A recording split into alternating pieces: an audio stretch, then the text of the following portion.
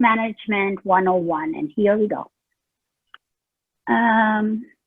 So what do you expect from this presentation? And just to outline, we're gonna know what is diabetes, what are types of diabetes, the statistics, risk factors, disease and nutrition management. Let's go next. I'm sorry. Here we go. Objectives. So what are you going to be learning today? It's to understand and define diabetes, list the types of diabetes, understand its prevalence rate of diabetes and the risk factors, and finally, we're going to discuss and be able to describe the importance of nutrition and how of such a key role it is in diabetes management. So simply, what does diabetes mean to you, or when someone thinks of diabetes, what it is? So simply put, it's a disease or a disorder that affects how your body handles glucose. And in other words, we also refer and call it as sugar for metabolism. And just so we all learn visually very well, so I would really like to share this clip. It's less than 2 minutes to actually explain you what is diabetes and what it does in human body. So here we go. Let me know if you guys don't hear it very well. There are two main types of diabetes. I'm sorry.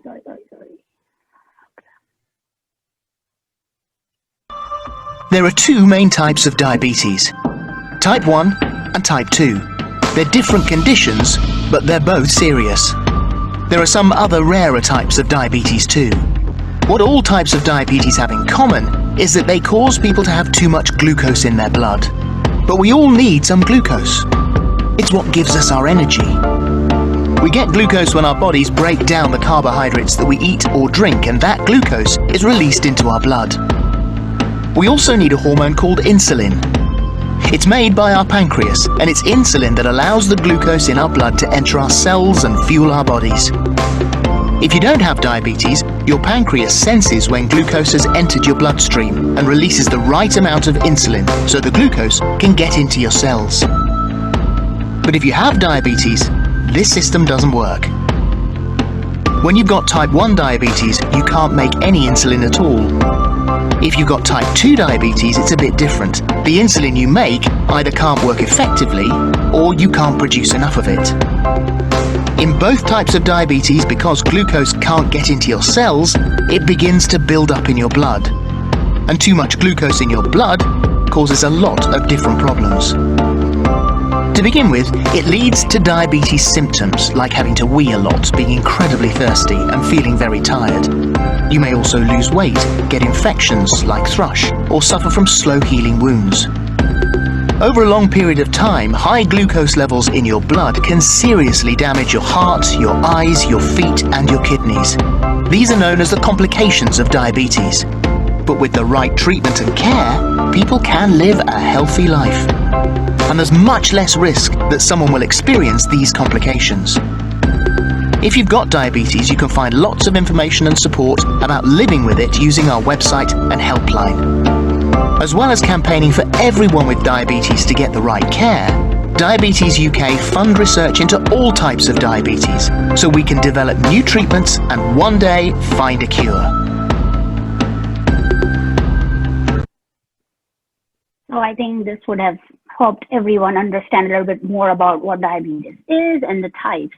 So quickly to recap, what we just saw is that there is a healthy body, and what it does is a healthy pancreas would produce insulin, which will help the glucose, that is when we eat, to enter the glucose cell or into the cell, right? And that's when it's normal. When we have type 1, which we also call as autoimmune, which usually begins in childhood, and we do not have control over that, is where pancreas do not make insulin for glucose to be absorbed in the cell.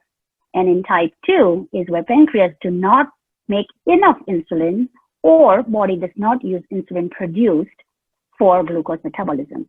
So, and that's where majority of us fall under, which is type 2 diabetes. The third type of diabetes is gestational diabetes, and that is when it happens during pregnancy. It's the same concept where the body is not making enough insulin pancreas is not making enough insulin for body to use it more effectively. about 3 to 8% of all pregnant women in the US are diagnosed with it.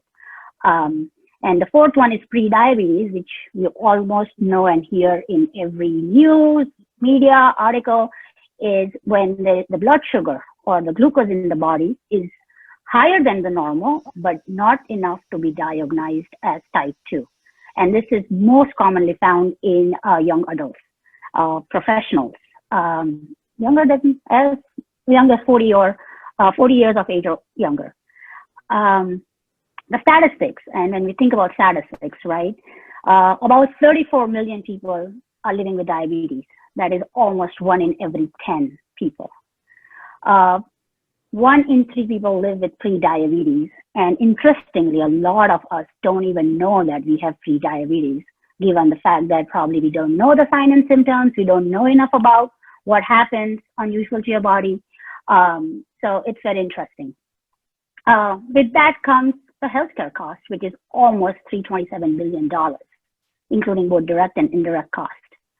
Talking about global diabetes prevalence, as of last year, it has been estimated to be almost 10%, with an increased projection of 25% by the year 2030.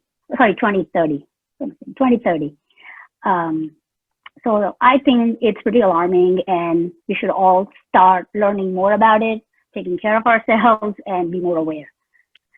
So talking about the risk factors. So what happens, when we talk about diabetes, what is it exactly? How does it occur, and how should we know what to look for? So risk factors are divided into 2 major categories. One, which I would say from this slide, is more non-modifiable and modifiable. Non-modifiable risk factors are pretty much something that we cannot control. And modifiable risk factors are something that we can control. And how is that? Non-modifiable are pretty much things we don't have a control over. It's like, where are we born? What race we are? What ethnicity we come from? The family history, age, right? So something we cannot really control. Modifiable is where something we can control because it's all lifestyle related. And with lifestyle meaning physical activity, fat percentage, or just body weight percentage overall, blood pressure, high cholesterol, triglycerides, just your overall health, right? It's what I would say modifiable risk factors, which is completely preventable. And the more we learn, the more we share, we can really minimize our risk for developing diabetes type 2. So say if one has type 2 diabetes and it's out of range, that means it's a higher glucose percentage in the body. What happens? It definitely has to give you complications. And the most, as we just saw in our video just a minute ago, where it talks about how it affects your vital organs, correct? So unmanaged modifiable factor increases the complication of vital organs. So on this slide, as you see, it says blindness, kidney failure, heart disease, stroke, loss of toes, feet or legs, also known as amputation, is all results of damaging the vital organs over time if your blood sugar levels are not in check. So how do we manage the risk factors? So there are 2 major ways. One is disease management, and the other is the nutrition management. Disease management is predominantly covered by physicians, and when like anyone suffering or at risk of diabetes, they have one-on-one with the physician and they go through the ABCs of it. How I like to put in terms of understanding diabetes or someone who's newly diagnosed is to know your 3 ABCs. What are your ABCs? First, A is making sure you understand what A1C is. A1C levels, it is when you do your blood panel, when doctor tells you, go get your blood checked, get your blood sugar checked. What they really want you to do is check your A1C, which is your average 3-month blood sugar, right? They don't do it monthly, but it's an average of your 3 months of blood sugar, which is usually recommended to be checked quarterly. And we want to see somewhere between less than 7%, which kind of indicates an extremely good glycemic control, meaning that your blood sugar is in check and it's not shooting too high, shooting too low, giving you an inconsistent graph over time, right? So that's one. Blood pressure, you want to do it routine. You want to make sure that it's 120/80, which I'm very sure everyone knows the number 120/80 at all times. So that's what it's talking about. Cholesterol levels recommended at less than 100 mg per deciliter. So that also includes your triglycerides, which I'm quite sure you must have heard of that here and there, which typically means that you have your fat droplets laying in your bloodstream at all times, which increases the risk of heart disease over time if they are not addressed. And the best and quick way to get those addressed is by physical activity, making sure you're exercising enough. And we'll talk more about it as we go, but just to kind of give you a general idea on cholesterol. Stop smoking? Absolutely. That it is one of the indicators. We all know it's not good for you, and it does increase your risk of having diabetes and heart attack. Other part moving forward, because this is my forte and it's talking about nutrition management, so I'm just gonna jump into it. So there are 3 ways I would like to talk on how we can manage diabetes with nutrition. Number 1 is balanced diet.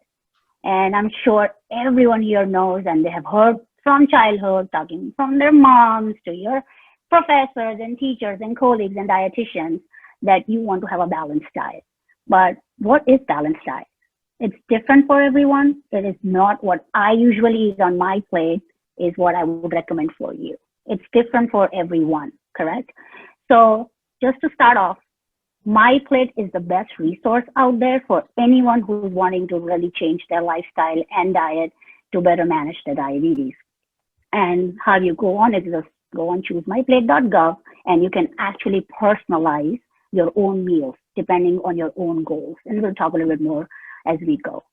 So 9-inch plate size is the recommended plate size, right? That is not something we have been educated on, day one when it comes to meals and how we should plan. But 9-inch plate size is recommended, and making sure you're having to include all your food groups, correct? And this is the best visual out there where it's telling you on what you need to do, what you have to include, and how the food groups are divided. You have to understand your carbohydrates. In our Indian community, we are so scared of carbohydrates at all times that I think I'm going to talk a little bit more in detail about understanding what carbohydrates are and busting the myths if there are any. So you have to understand what sugars are, what are starches, and what's fiber. So let's begin. Sugar is basically a naturally occurring in fruit and milk, right? That's most when you think about what is sugar. The first thing you think about is fruits, right? Or like bread or anything. But it's a naturally occurring in fruits and milk. Keep in mind that also added sugars, which you often get it from candies and soft drinks that we consume, is also sugar, which are also under the same branch of carbohydrates. Starches, which are plant-based foods, for example, like potatoes, peas, corn, beans, rice, or any grains, right? Any whole grain products, they all are your starches, but they are still carbohydrates. And fiber, which is very important. It's an indigestible part of a plant food, helps with digestive and heart health, right? So that does not add to calories, but it is important, and it's found in a carbohydrate-rich food. So understanding the differences that they all still constitute as carb is important, because we do eat variety of foods. We are not just having rice at every meal, or we're not just having a chapati or like a tortilla at every meal. Next is a high fiber diet. It's the same thing, that once you know how to choose your carbohydrates right and understand what kind of carbohydrate you are intaking at all times, you'll have a better understanding on how to make sure you get a very high fiber diet, which is very beneficial for people with diabetes, because it helps in their blood glucose control over time. And the recommendation is about 3 to 4 grams per serving at all times. Low glycemic index foods is also a great tool to build your meals, especially with diabetes. It's definitely not an ideal indicator to be used in a nutritional world or when I'm helping people with diabetes, but it's definitely a reference and what it does. So let's talk about it a little bit in detail. So this slide talks about what glycemic index, how it's categorized, right, based on the food groups we just talked about. So what is glycemic index, you may wonder? is a measure of how quickly a food can cause your blood sugar to rise, right? And based when you see this grid right here, it says how the grid is helping you understand is measure the ranks of food on scale of 0 to 100. Higher the number, it quickly increases your blood glucose and it's digested. Lower number does not really warrant that it's a nutrient dense food because that's what we are talking, right? Simple to complex. So in glycemic index, when it says lower GI is less than 55, that's how they categorize, and higher is greater than 70. So if you look at it, I always recommend people with diabetes to keep a tab and an eye out on fruits because we as Indians love our fruits, right? Especially the ones from India like watermelon, mango, just to give an example. But if you look at watermelon here, the number is 72, which is all, as you can tell, it's in the category of GI, higher GI greater than 70. So you want to be very careful with certain foods which has higher number.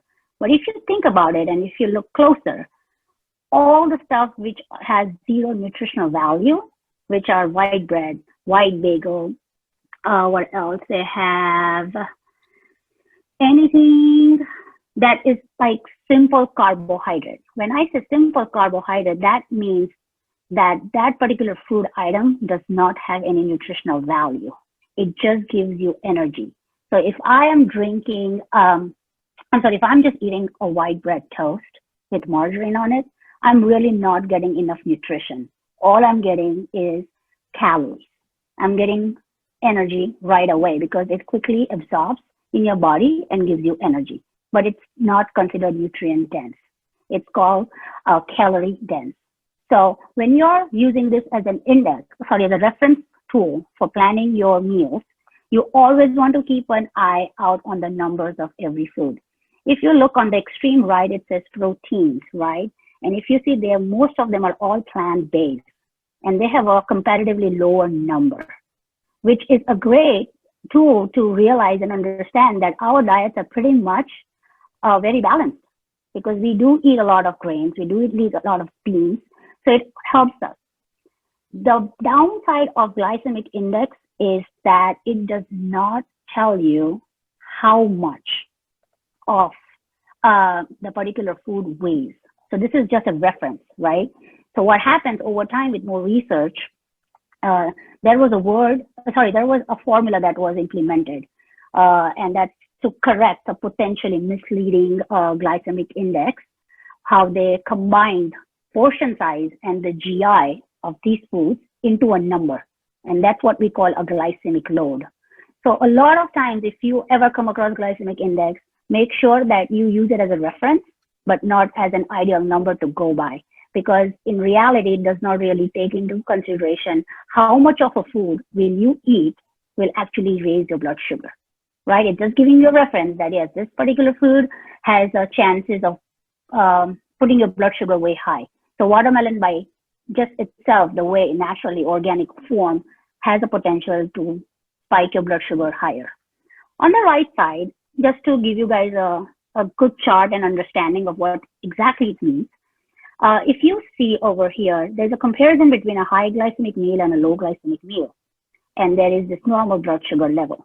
So when someone's having meal with a high glycemic food groups for most part, you see that there's a quick increase, a quick spike in your blood sugar.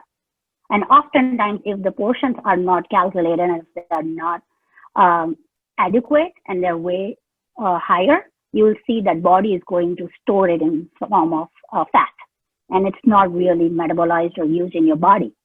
Versus when you're doing a low glycemic meal, it's pretty stagnant. It does not really spike your blood sugar, but there is a good amount of research out there to say by just choosing meals with low GI helps you maintain your spikes and maintain your blood sugar over time.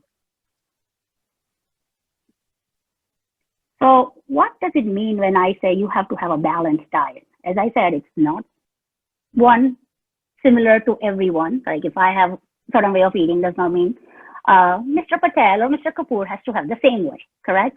So definitely one size does not fit all. Okay, and this is very important. This chart right here, when people ask me, so how much should I be eating? Like, what should I be eating, right? So we want to understand three different macronutrients, which are carbohydrates, protein, and fat, right? Where carbohydrates have to be at least 40 to 60%. And one may ask, why is it higher than fats and protein? It's because in our body, at least our brain uses carbohydrates as a major fuel, right? We need that in order to function, have our cellular function in a normal way, making sure everything, all the vital organs, right? They are alive and functioning to its best capacity. We need carbohydrates in our body, fats and then protein. Over here in the little grid, you can see that how much of calories per gram each of these macros have.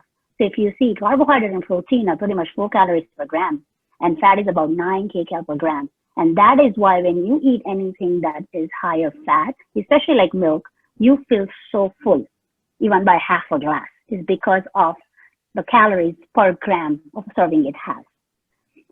Interestingly, of our interest, alcohol, it contains 7 calories per gram.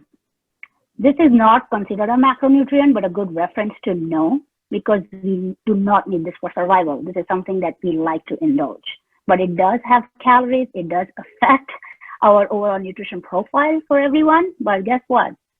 We need to know how much it gives you per ounce, per half a glass, 2 glasses, but 7 calories per gram, right? But let me give you, now that we're talking alcohol, but a serving size of an alcohol, at least a hard liquor, just for information, you know. One serving is about 3 ounces, okay? For a glass of wine, it's 12 ounces is one serving. And this is just, I'm going off my memory because I have learned and saw extensively about alcohol.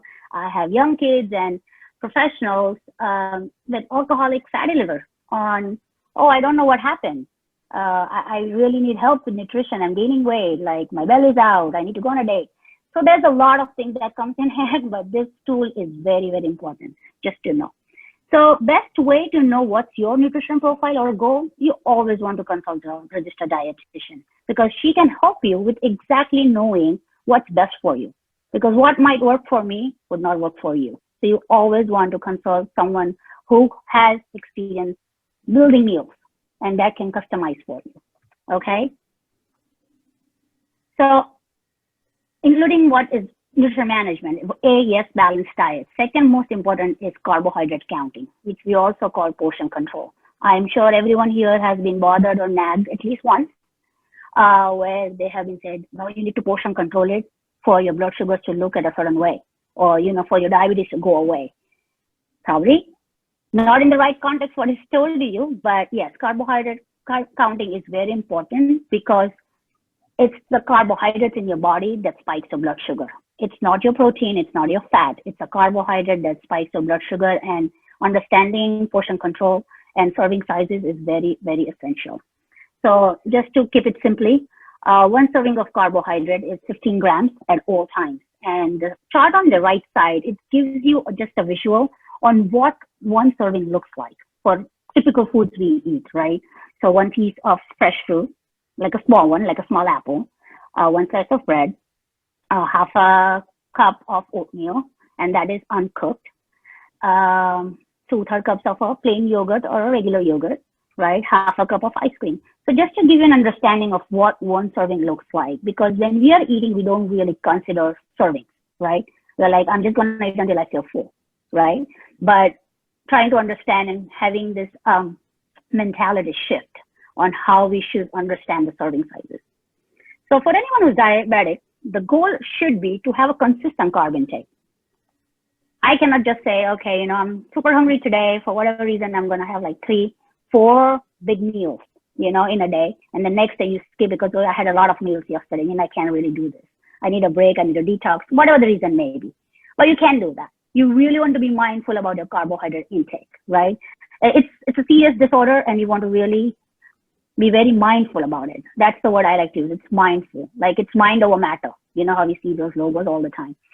So you want to keep it consistent. You want to target 3 to 4 servings per day, snacks about 1 to 2. So when you put the math together, when we say snacks 1 to 2, which is almost 30 grams, it's good to go. It's good for your carb. And when you're serving your meals, one meal should be about 3 to 4. So that way, you know, you're keeping a good, tight control over your carbohydrates. Doesn't matter what you do with fat or protein. It's a personal choice on how you include that in your meals because they are not directly affecting your blood sugar. However, if I say I am not a diabetic, but I still eat a diabetic diet because it helps me keep my blood sugar levels in check. But at the same time, if my goal is to have a weight loss over time of like say 10 pounds, I want to keep in mind that I'm going to take care of my carbohydrates. I'm going to take care of my protein and fat and keep it more balanced the way my body reacts. Sometimes taking extreme diets doesn't even help a lot of people.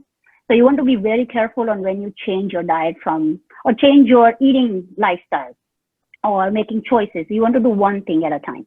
Like change one thing for your breakfast, change one thing for your lunch, and change one thing for your dinner. So that kind of helps.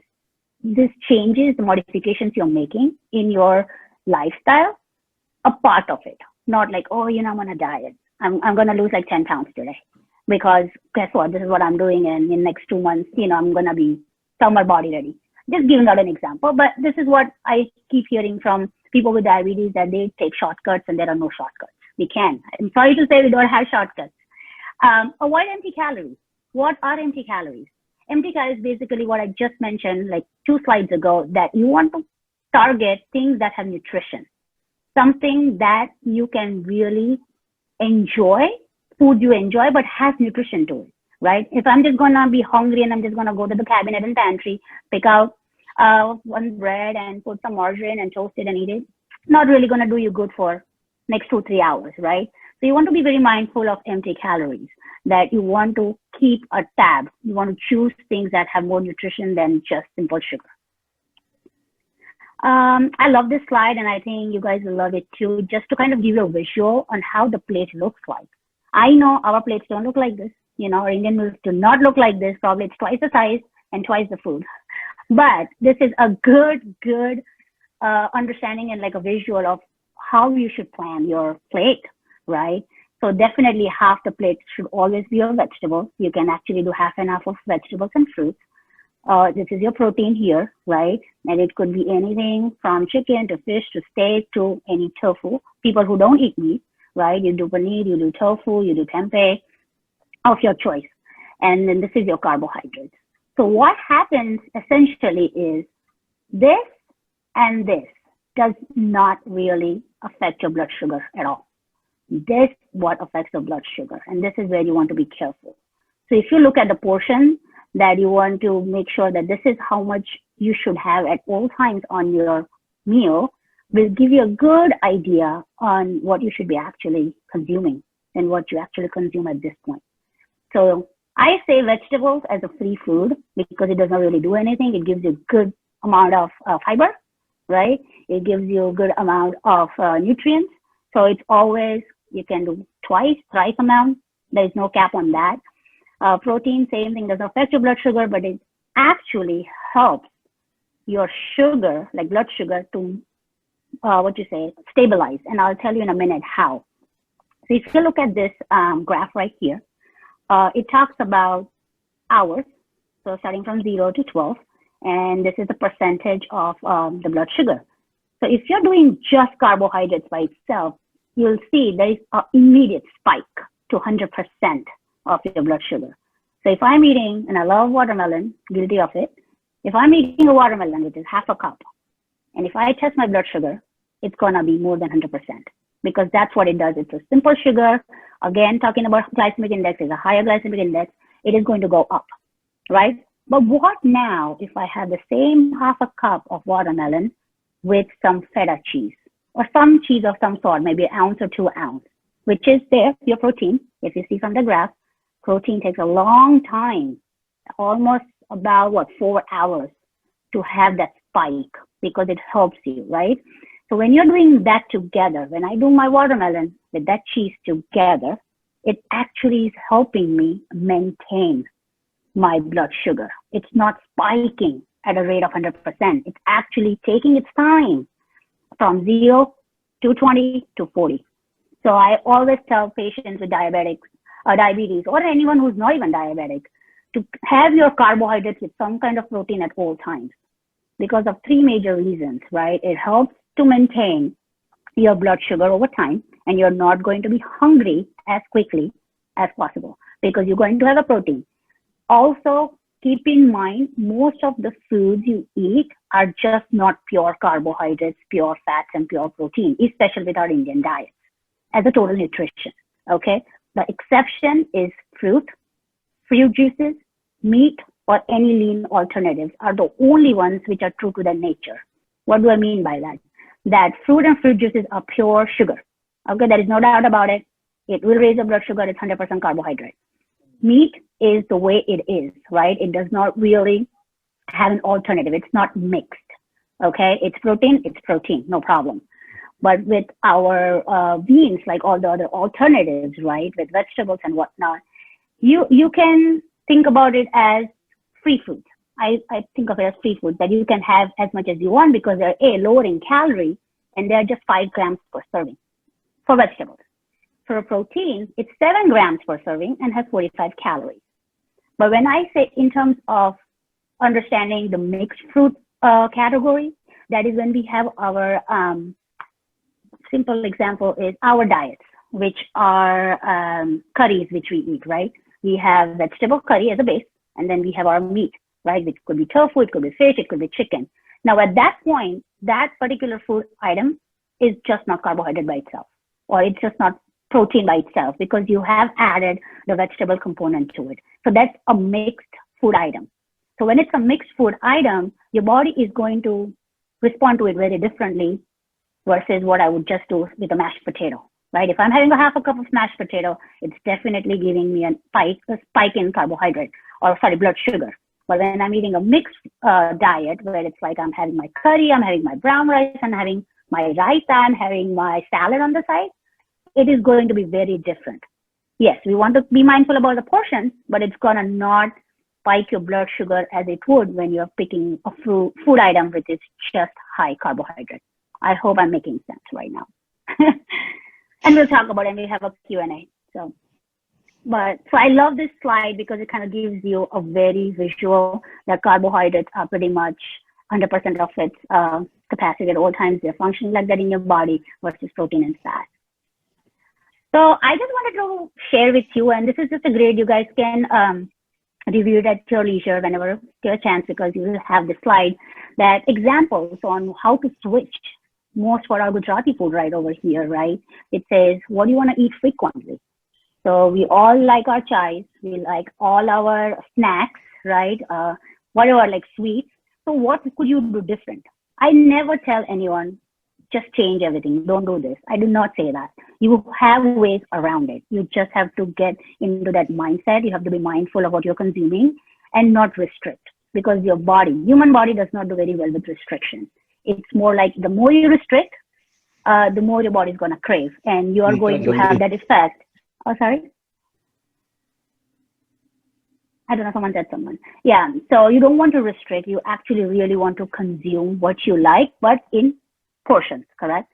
So this is just a very good tool, I feel, where it kind of tells you per food group on what you should do just overall for a healthy diet, right? For dairy, don't do regular milk. Chai dono achhi banti hai. If you do 1% full fat, 2%, it's the same thing. It's the flavor that we are looking for. In terms of meat alternatives, right? We put a lot of sugar. We can switch it around with a sweetener of our choice, or we can do jaggery, or we can do no sugar whatsoever, and probably have something added on the top, just to kind of give an example. Instead of anything fried, you want to do things roasted. Even we can do meals roasted and baked versus fried. Just to give an example, correct? Grain, same thing. Like we Gujarati people love our fried food. The example is fried chevda. God, I don't know. It's the thing. We love it for whatever reason, and we don't have a tab on our portions. But we can do, and we Gujaratis have come up with a good one, which is a high fiber cereal with chevda, which we make, and it's pretty tasty. all we have to be mindful is for the portions. And I love North Indian food, so just to give you another example of North Indian food, or what are the most common foods we really consume and what we should avoid. So instead of doing all the parathas and naans and kachoris, which we do all fried, we can switch it out with something more healthier. We can use less oil. We can use more canola and olive oil versus a regular peanut oil, right? We can do rotis, pulka, more small portion rotis. So you're getting that enough nutrition and not overbearing with a lot of calories. Same thing with our meat. Instead of fried, you want to do baked, and buying chicken without skin is also a very good alternative. Same thing with the dairy. We like our dairy a lot.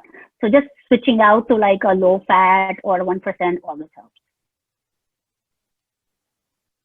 And the third more important part is the nutrition label. This is favorite of all. Like, I really like to talk about this because this is exactly what you need to know to make sure you understand when you buy foods from grocery stores, correct? This is very essential when you're shopping, especially for all women out there right now on the phone.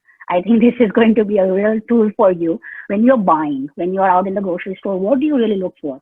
And with the, overwhelmingly higher choices in the grocery store now, it has become very difficult to pick and choose what's good for you. For example, if you go on a cereal aisle, I kid you not, I saw at least 100 different kinds of cereals. And I have never seen a single person look at the nutrition label. They're just, oh, Fruit Loops, I'm getting it. I'm getting Cheerios, I'm getting it. So all flavors, right? But you really don't, people are not paying attention to new labels. So let's talk about nutrition label. This picture talks about old and new, the reason being that after 2016, there was a new regulation by FDA that came out talking about how they wanted nutrition labels to be more user-friendly, where they understand how to read it more efficiently and not be more confused. So this is a new label. And by the year 2020, like this year, all of the food industry, manufacturing industry are going to switch to this label.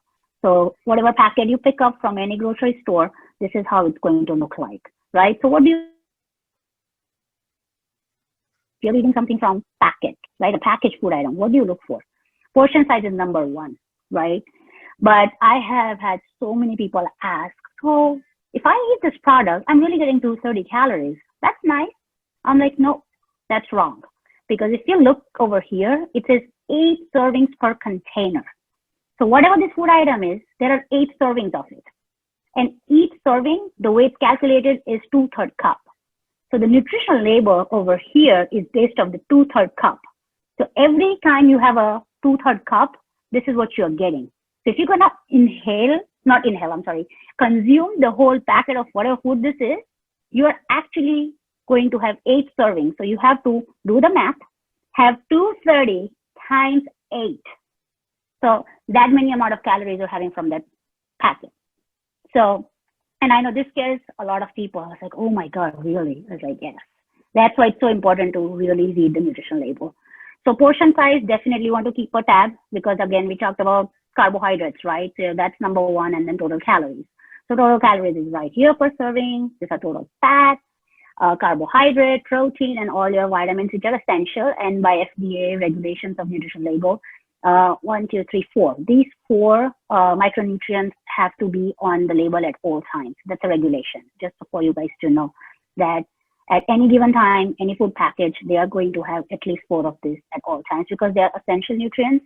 And research has shown that people are really deficient in this 4. So just having to give you an idea that, yes, how much of my vitamin D am I consuming, right? And we being Indians, we really have vitamin D deficiency at all times.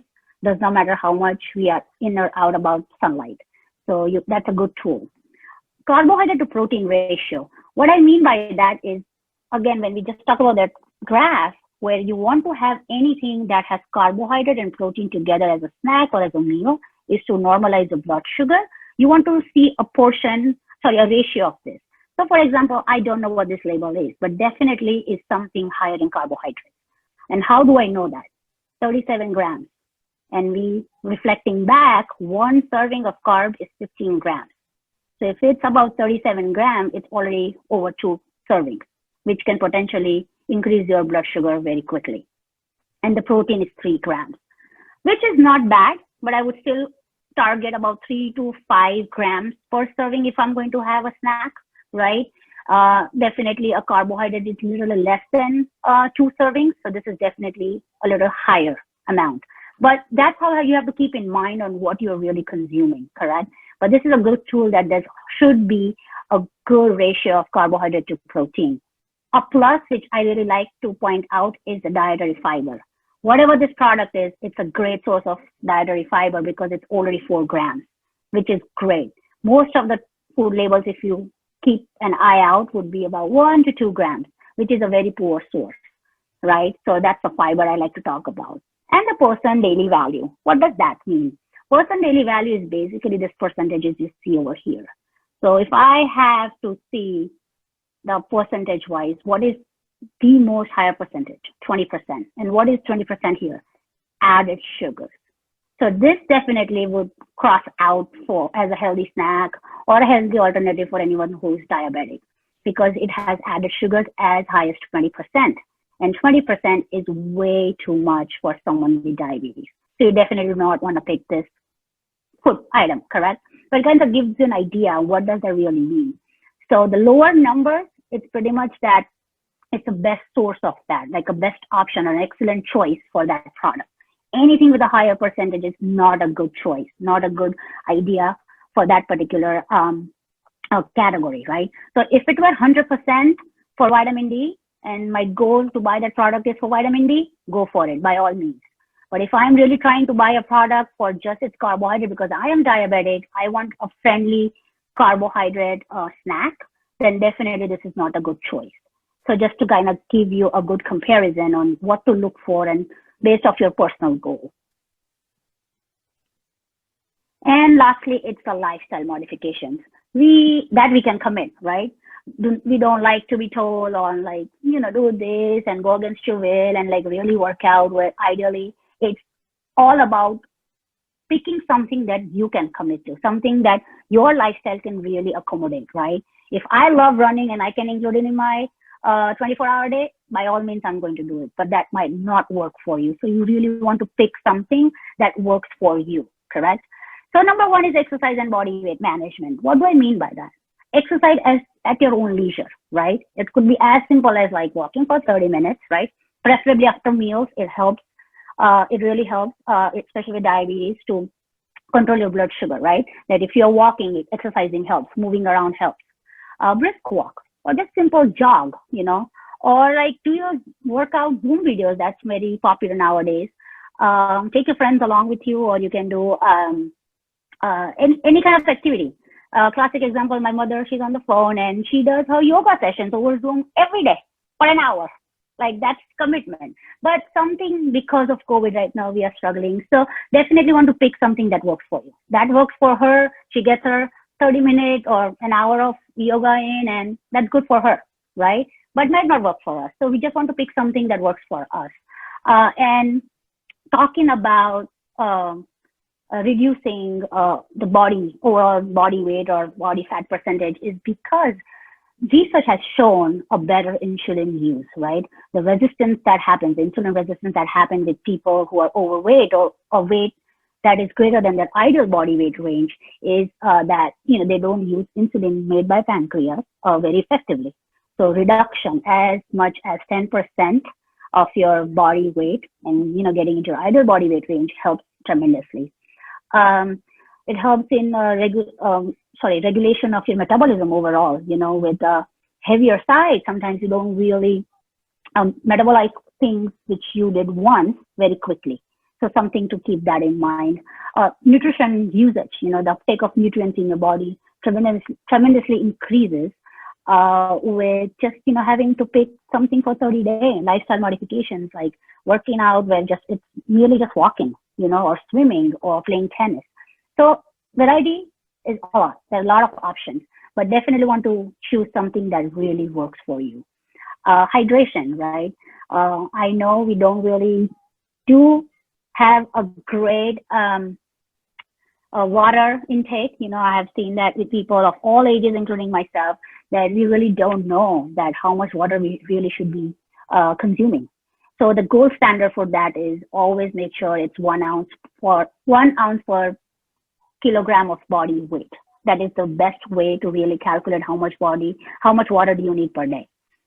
Sleep hygiene, a lot of times because of lack of sleep, your body is retaining a lot of fat in your body, a lot of water in your body, or makes you feel groggy, you have brain fog.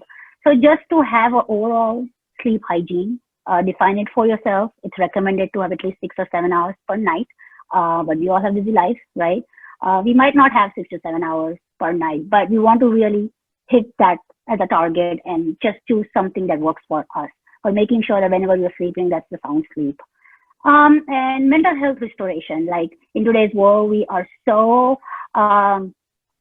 carried away by social media and we are so influenced by it that just making sure that we have overall mental health hygiene also helps, right?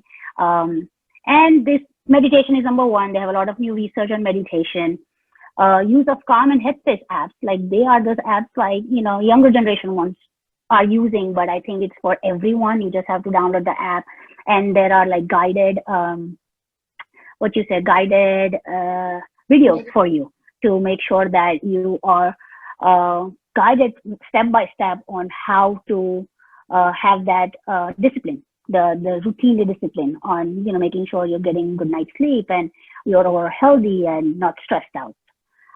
Definitely, I would recommend not having to see TV when you're in bed, like no social media, no phones, no TV when you're in bed, because that really helps your body to slowly go in that zone of shutting down to get ready for better night's sleep, because all the other distractions really do hinder sleep, and we call it as disturbances. And lastly, so just to conclude, I feel like I talked a lot, but just to conclude, to just kind of keep it together, all together, nutrition it's very vital. It's very important in diabetes management. One size does not really fit all, and you really have to make sure that it's a personalized nutrition for everyone suffering for diabetes or at a higher risk, or just in general. I always recommend people, even if you do not have diabetes, even if you adopt the way management is overall, it would be very beneficial. Lifestyle modifications definitely is always a plus, and being mindful, mindful and getting started.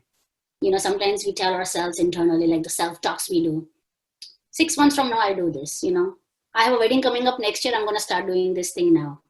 I didn't think of it. So no, that doesn't work. It's just more about the lifestyle. So you want to be very mindful, have a goal in your mind, and I think that's a recipe for success. So, yep. And thank you very much for listening to me. That was excellent, Pooja. Thank you.